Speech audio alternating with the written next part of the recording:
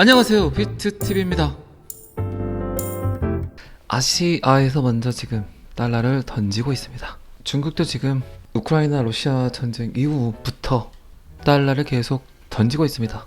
그리고 중국은 계속해서 금을 모으고 있습니다. 심지어 중국은 자국에서 캐내고 있는 금들을 수출 금지시키고 있죠. 자, 여기서부터는 구독자분들에게만 노출이 되는 영상입니다. 구독, 좋아요 좀 눌러주시고요. 그리고 일본도 마찬가지로 달러를 계속해서 던지고 있습니다. 인도도 마찬가지고요. 결국 아시아 국가들 무역 결제를 위한 미국 달러 의존도를 점점 줄여나가고 있다. 그리고 오히려 자국 화폐를 사용하는 방법을 모색하고 있다. 그리고 뼈를 깎는 한마디를 합니다. 인도네시아 대통령은 우리는 미국이 러시아에 부과한 제재를 기억해야 한다. 전쟁을 빌미로 미국은 러시아가 갖고 있는 달러를 못쓰게 해버렸죠. 그게 어떻게 보면 미국에게 가장 큰 데미지가 아니었나 싶습니다. 달러를 믿지 못하겠다. 우리도 미국에게 밉보이면 언젠가 미국은 달러를 가지고 장난질을 칠 것이다. 그렇기 때문에 계속해서 달러를 던지는 국가들이 많아지고 있습니다. 미국이 과연 어떤 형태를 보일 건지. 중국의 디지털 위안화는 내년부터 본격적으로 전 세계 모든 사람들이 어플리케이션을 깔길 원하고, 미국은 CBDC를 연구한다는 이야기는 하지만 별다른 데이터는 나오지 않고, 하지만 여러분들 아시겠지만 중국이 미국의 뒷북을 친다면 미국은 더 음흉한 방법으로 중국을 보란듯이 제껴버리는 그런 행위들을 지금까지는 했었죠. 달러도 달러지만 지금 전 세계적 트렌드 CBDC, 디지털 화폐, 종이 화폐를 점점 사라지게 하고 디지털 화폐를 개발하려는 노력들, 이 모든 행위들이, 이 모든 움직임들이 결국 미국 전통 금융 회사들의 파산으로 일어난 사태가 아닌가 싶습니다. 점점 어떤 형태로든 어떤 사건으로든 미국의 달러를 점점 신뢰하지 않고 있습니다.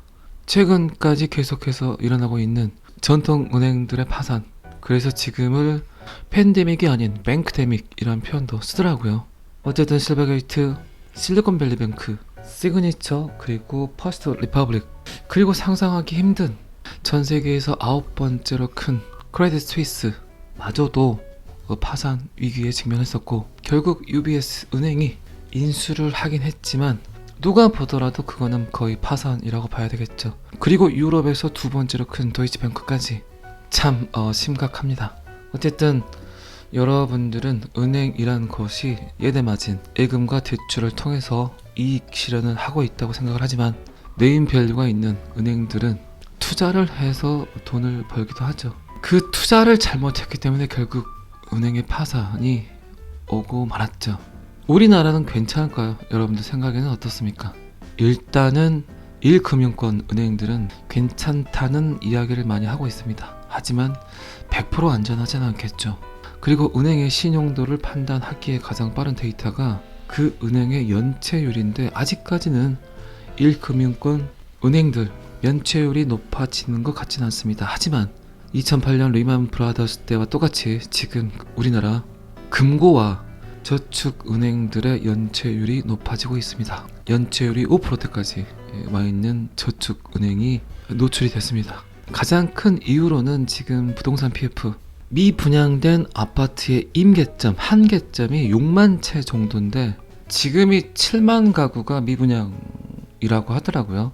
연말까지는 10만 가구 정도가 미분양, 그리고 그 안에 묶여있는 돈이 115조, 증권사와 저축은행의 부동산 PF, 요게 터지면 1금융권까지도 어쩌면 피해를 보지 않을까, 이런 전망들을 하고 있습니다. 그렇게 되면 메이저 금융권들도 완벽하게 안전하다는 이야기하기 힘들겠죠. 어쨌든 정부는 어떻게든 막아보려고 노력을 하겠지만 어쩌면 좀 더 안 좋은 일이 생기지 않을까. 어쨌든 요거는 저의 개인적인 생각이니까 여러분들 또한 나름대로 판단대로 뭐든지 선택을 하시는 게 좋겠죠. 어쨌든 지금의 위기는, 달러의 위기는 2008년 금융위기 이후, 그때 또 아시겠지만 사토시 나카모토의 화이트페이퍼 비트코인 백서가 나왔고, 2009년 1월 비트코인이 처음으로 생성이 됐었고, 무에서 유가 창조된 거죠. 한마디로 2008년 금융위기 후 돈을 천문학적으로 풀었죠. 거의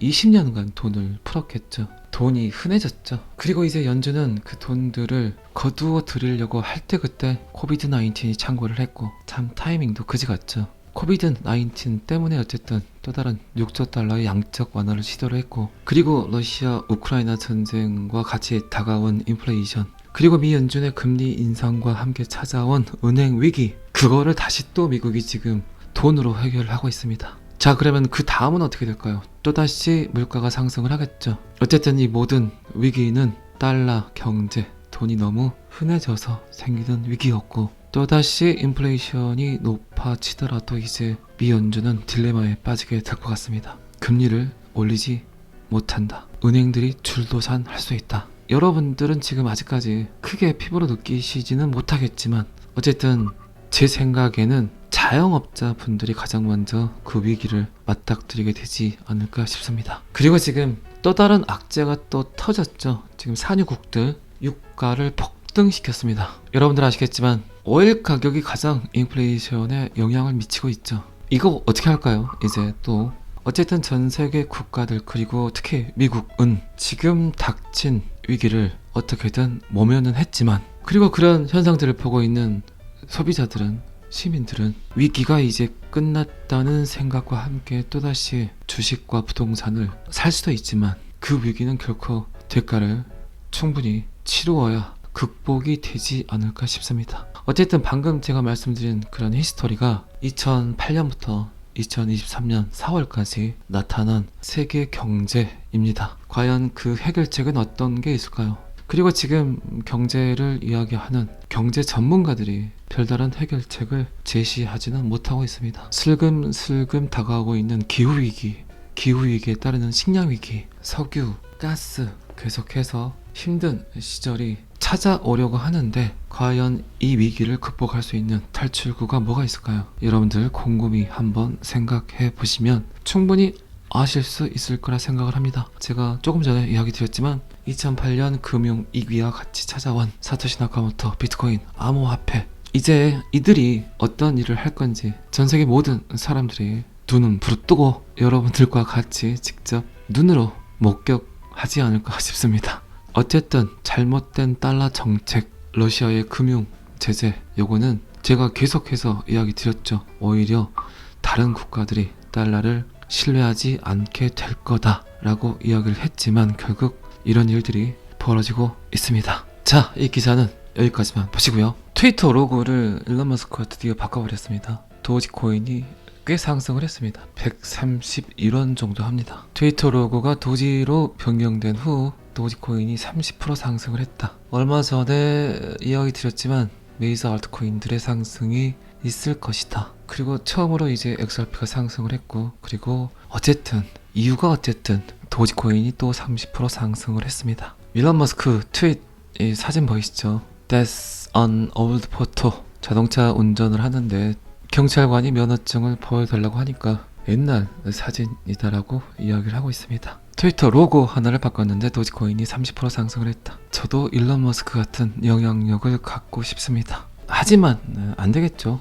그냥 저의 생각일 뿐입니다. 그리고 이제 시총으로 봤을 때는 에이다가 아직 가지 않고 있어요. 말씀드렸습니다. 어쨌든 트위터를 방문하면 새 대신 개로 바뀌었다. 어쨌든 개판이 돼버렸다. 그리고 어쨌든 가장 큰 영향력은 도지코인의 상승보다 더 큰 이벤트는 2억 명의 트위터 방문자가 암호화폐에 관심을 가질 수도 있겠죠. 도대체 웬 개가 저기 들어가 있지? 이런 것들, 트위터를 사용하지만 암호화폐를 모르는 사람들, 암호화폐를 이해하려고 생각하지 않았던 사람들, 구매하지 않았던 사람들, 그들에게 이제 암호화폐가 어떤 건지 호기심을 자극하는 그런 영향력이 더 큰 이벤트가 아닌가 싶습니다. 어쨌든 일론 머스크가 갖고 있는 영향력은 꽤 크다고 봐야죠. 전 세계적 관종, 일론 머스크, 관심 종자, 충분히 그의 뜻대로 도지가 30% 상승을 했습니다. 자, 이 기사도 여기까지만 보시고요. 리플 보스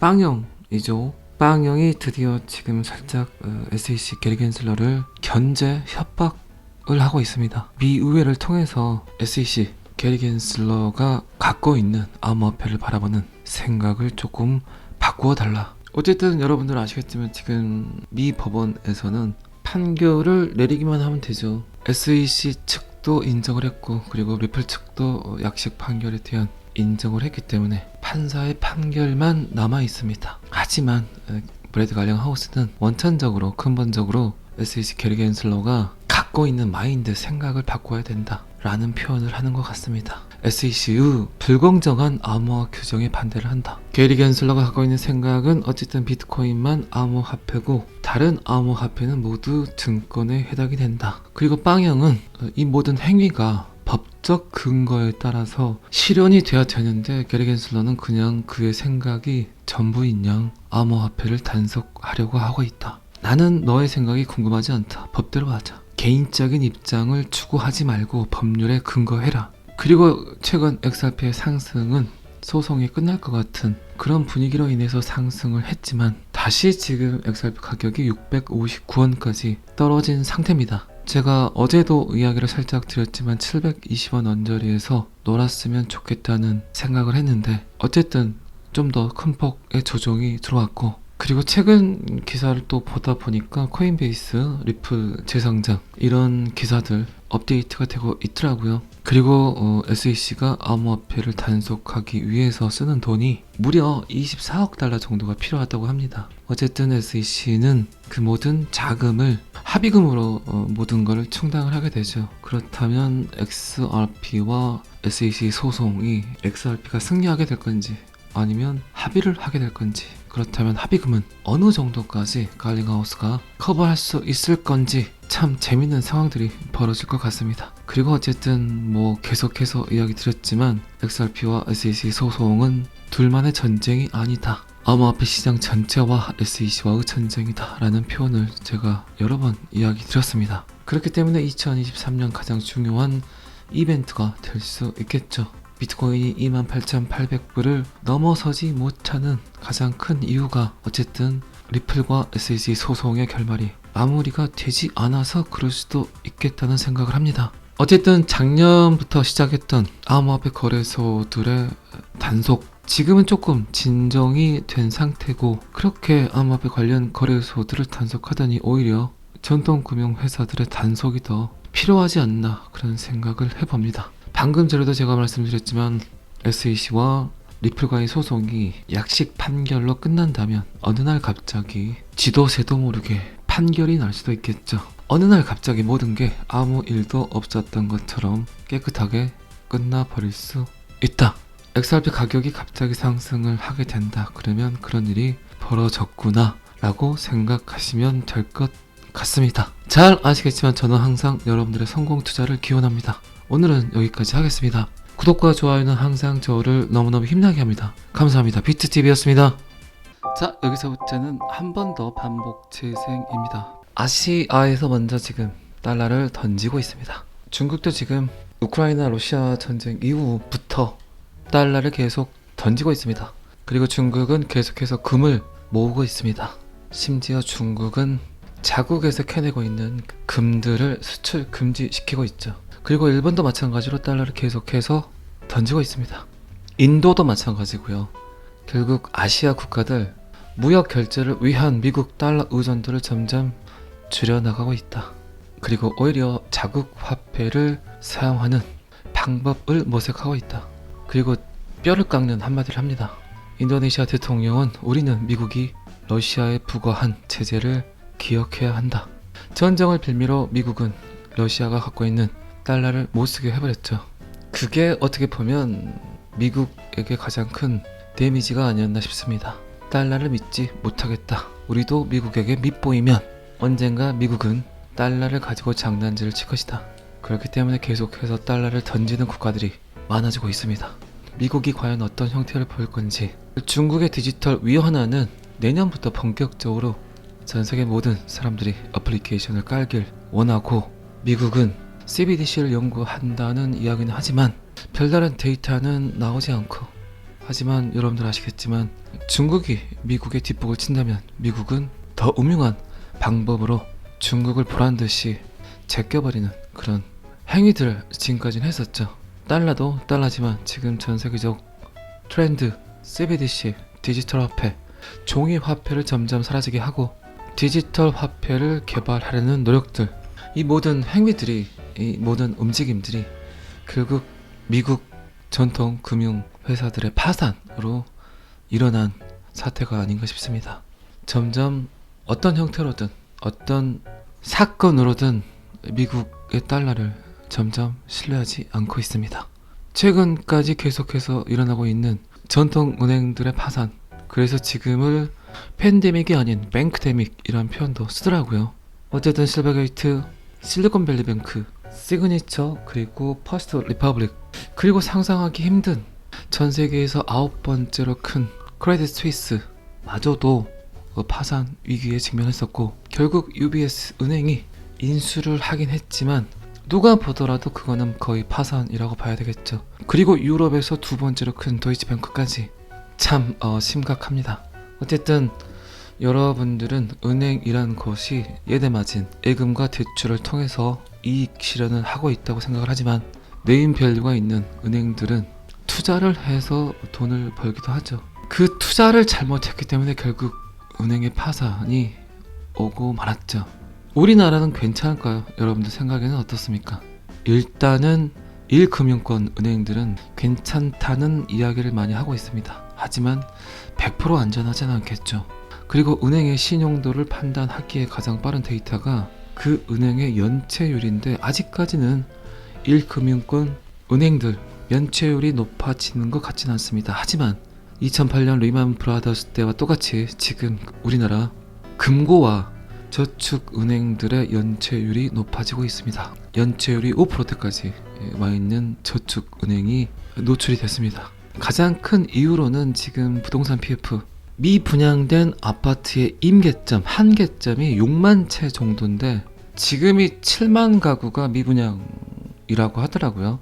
연말까지는 10만 가구 정도가 미분양, 그리고 그 안에 묶여있는 돈이 115조, 증권사와 저축은행의 부동산 PF, 요게 터지면 1금융권까지도 어쩌면 피해를 보지 않을까, 이런 전망들을 하고 있습니다. 그렇게 되면 메이저 금융권들도 완벽하게 안전하다는 이야기하기 힘들겠죠. 어쨌든 정부는 어떻게든 막아보려고 노력을 하겠지만 어쩌면 좀 더 안 좋은 일이 생기지 않을까. 어쨌든 요거는 저의 개인적인 생각이니까 여러분들 또한 나름대로 판단대로 뭐든지 선택을 하시는 게 좋겠죠. 어쨌든 지금의 위기는, 달러의 위기는 2008년 금융위기 이후, 그때 또 아시겠지만 사토시 나카모토의 화이트페이퍼 비트코인 백서가 나왔고, 2009년 1월 비트코인이 처음으로 생성이 됐었고, 무에서 유가 창조된 거죠. 한마디로 2008년 금융위기 후 돈을 천문학적으로 풀었죠. 거의